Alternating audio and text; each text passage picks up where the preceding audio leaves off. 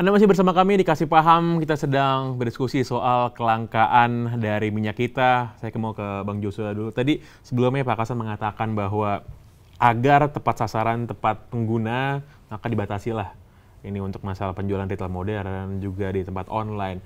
Namun apakah ini akan efektif? Karena kalau kita mengingat juga yang namanya masyarakat ini kan tetap tidak hanya berbelanja di satu tempat saja, tapi bisa kemana-mana. Gimana Bang Joshua? Ya, di satu sisi mungkin tadi dalam jangka pendek itu dapat bisa efektif ya, tapi apakah kemungkinan permasalahan ini bisa terjadi berulang, itu mungkin saja ada, ya kemungkinan itu bisa ada, karena kondisinya, karena memang kita lihat dari hulu ke hilir ini kan tidak tercover ya, artinya pihak swasta lah yang mendominasi gitu, sehingga pengawasan dan juga tadi DMO dan DPO-nya pun juga memang ini menjadi pekerjaan yang berat juga buat pemerintah. Jadi mungkin kita lihat adalah apabila dimungkinkan, ya memang ini kita melihat ada beberapa rekomendasi juga yang kami bisa usulkan, misalkan terkait dengan tadi skema stabilisasi harga misalkan. Mungkin saja bisa digunakan untuk stabilisasi seperti yang dilakukan juga oleh stabilisasi pada komoditas beras, ya. Karena pada saat misalkan terjadi kelangkaan, Bulog ini langsung bisa intervensi di pasar. Ya. Jadi memang mungkin saja ini bisa dilakukan intervensi misalkan nanti oleh Badan Pangan Nasional ataupun Bulog ya, sehingga ketersediaan minyak goreng itu akan selalu ada ya, sehingga tidak akan terjadi lonjakan yang signifikan seperti terjadi saat ini.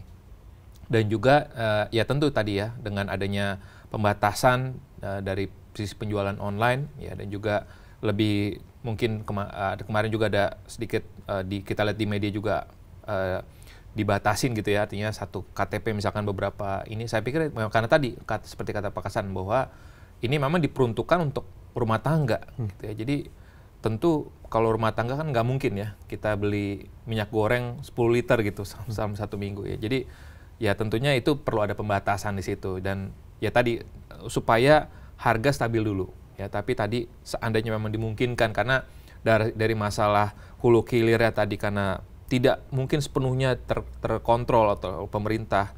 Jadi makanya samping itu juga dalam hal masalah distribusi. Ya, distribusi pun juga ini masih menjadi permasalahan yang pelik juga di perekonomian kita gitu. Jadi artinya ya dua hal itulah ini masalah klasik, tapi memang harapannya tadi ke depannya bahwa dengan upaya karena memang tentunya tadi disparitas harga minyak kita dengan premium itu dengan kualitas yang sama itu bisa menimbulkan tadi ya kelangkaan pada saat dari sisi produsen mengurangi DMO-nya sehingga terjadi kelangkaan gitu. Jadi memang ini harus kita lihat secara fundamental solusi-solusi seperti apakah yang memang harus bisa dilakukan sehingga tidak berulang lagi seperti itu. Berapa banyak sih kira-kira ini? Mungkin bagi yang nggak sering beli minyak goreng nih di rumah lagi nonton, berapa jauh sih perbedaan antara minyak kita nih Pak dengan minyak goreng premium itu sehingga orang mau berbondong-bondong beli minyak kita? Ya sekarang satu merek premium yang paling murah saat ini ya, mungkin yang paling murah ada sekitar 18.000. Jadi kan bedanya 4.000. 4.000 ya. Kan? Itu menggoda itu. Dari sisi tadi kan kualitas hampir sama. Hampir sama, harga bedanya lumayan tuh, kan gitu. Nah, tadi juga sempat disinggung oleh Bang Joshua soal masalah distribusi. Beberapa waktu lalu kan ada sidak Pak ya dari Kemendak ke sebuah gudang di kawasan Cilincing, itu ditemukanlah 500 ton ya kalau nggak salah ya, minyak kita yang sudah diproduksi sejak Desember tapi belum didistribusikan. Nah, jadi ini apakah ini indikasinya penimbunan gitu kita bisa bilang, atau ini hanya sekedar ya belum sempat didistribut aja Pak? Ya, saya boleh sampaikan itu memang itulah yang kita bagian dari pengawasan. Ya, pengawasan tadi Pak Yusuf udah sampaikan. Sekarang kita pengawasan mulai di produsen, distributor, sampai ke pengecer. Kasus yang ditemukan di gudang salah satu perusahaan di Marunda, itu kategorinya tidak ada unsur penimbunan, karena belum memenuhi syarat ketentuan pasal mengenai penimbunan. Seperti apa tuh Pak ketentuannya kalau penimbunan? Jadi, misalnya kalau pasal penimbunan kan dia menimbun 3 kali lipat dari kebutuhan di mana lokasi barang itu ada. Lalu lamanya juga ada periodenya, minimal 3 bulan. Itu kan tidak memenuhi syarat. Yang terjadi adalah belum sempat didistribusikan. Makanya dari 505 ton itu kita sudah distribusikan ke provinsi yang ada di Jawa, ke DKI, ke Jawa Barat, Jawa Tengah, Jawa Timur, daerah istimewa Yogyakarta. Sampai hari kemarin, hari Minggu, itu sudah terdistribusi sekitar 323.000 liter. Nah, sisanya akan didistribusikan mulai hari ini dan ke depan, dan itu kemudian akan memasok ke pasar-pasar tradisional. Karena kita nih di monitoring kita sudah punya semua alurnya. Produsen misalnya siapa? PTA. Daerahnya mana? Jawa Barat. D1-nya siapa? Si A. D2-nya siapa? Pengecernya siapa? Jadi pada saat kita menemukan 500 ton itu, maka kita setting penjadwalan pendistribusiannya baik provinsi, D2-nya maupun pengecer yang ada di pasar. Jadi sebenarnya pengawasan terhadap distribusi dari minyak kita ini pun sudah dilakukan selama ini, sehingga bisa diketahui gitu sudah, Pak, di mana semua sudah gitu. dalam sistem yang kita bangun. Ya. Jadi ini kita sekarang ini kan tim pengawasan terus berjalan, dan terutama adalah mulai dari produsen D1 lalu ke D2 atau pengecer. Nah, jadi tadi saya katakan kenapa kita targeted, karena kita sudah set up secara sistem ini pendataannya itu. Kalau hari ini saya cek siapa yang mendistribusikan DMO, berapa banyak, kemana, itu saya tahu semua. Bentuknya apa, curah apa kemasan, saya tahu semua juga. Ada di dalam sistem kita. Nah, jadi ini juga bagian yang untuk melengkapi tadi policy kita, memastikan targetednya jelas, sasarannya jelas, dan sampai kepada masyarakat yang tadi konsumsi rumah tangga. Nah, makanya kita batasi satu orang itu maksimal 2 liter.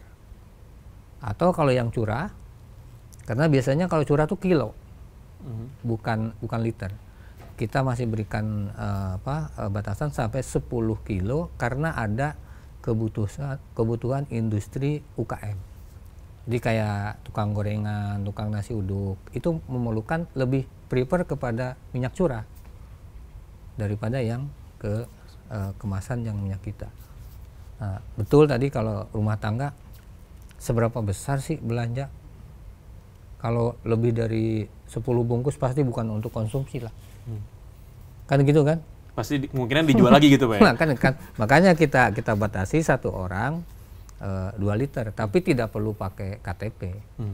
Gitu kira-kira. Nah, masalah soal distribusi ini kan masalah yang selalu ini ya, Bang Joshua, selalu terjadi ketika kita bicara soal komoditas yang memang harganya sangat-sangat murah. Bukan terjadi di minyak kita aja sebenarnya, segala macam terjadi. Jadi sebenarnya cara untuk mengatasi masalah klasik ini bagaimana kalau menurut Bang Joshua?